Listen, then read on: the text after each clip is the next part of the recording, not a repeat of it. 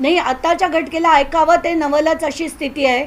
अजित पवारांच्या घराच्या बाहेर जर असे काही तंत्रमंत्र झाले होते, कारण मला जी माहिती मिळाली होती तर बारामतीच्या रस्त्यात तिथे मध्ये काही काही गोष्टी, म्हणजे तो खरं तर अतिशय सिंगापूरसारखा पॉश रस्ता, त्याच्यामध्ये तंत्रमंत्र झाली होती.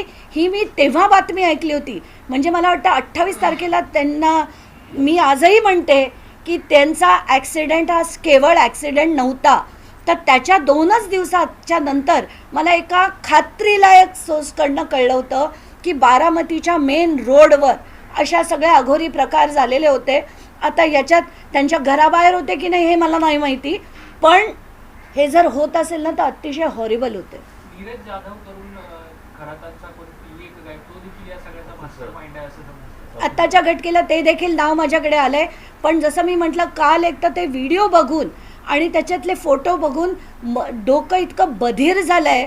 त्याची ही सगळी माहिती, म्हणजे ते ओशनो जल काय, ओशनो प्रे काय, सिद्ध प्रे काय, हे सगळं ऐकून ना डोकं खरंच बधीर झालं आहे. आणि अशी अघोरी प्रकार करणारी जी माणसं आहेत त्यांना आजपर्यंत, म्हणजे इतका वेळ का लागला आपल्याला शोधायला, आणि खरंच काय बोलावं माझ्याकडे आत्ता शब्द नाही. नेत्यांचे फोटो घरात सोबत समोर येत आहेत, असंख्य असंख्य.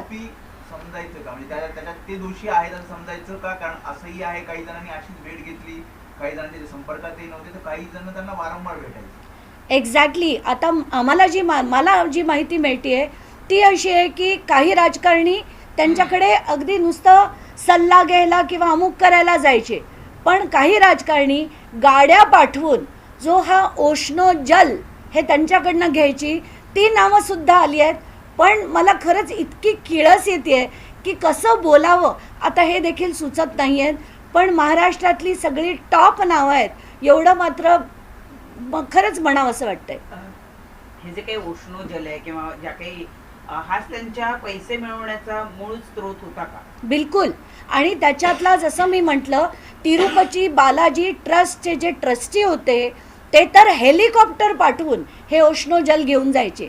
हे जेव्हा कळलं तेव्हा खरंच सुचलं नाही की आपण तिरुपती बालाजी ट्रस्टवर असणारे ट्रस्टी कसे असायला हवेत आणि ते काय करतायत.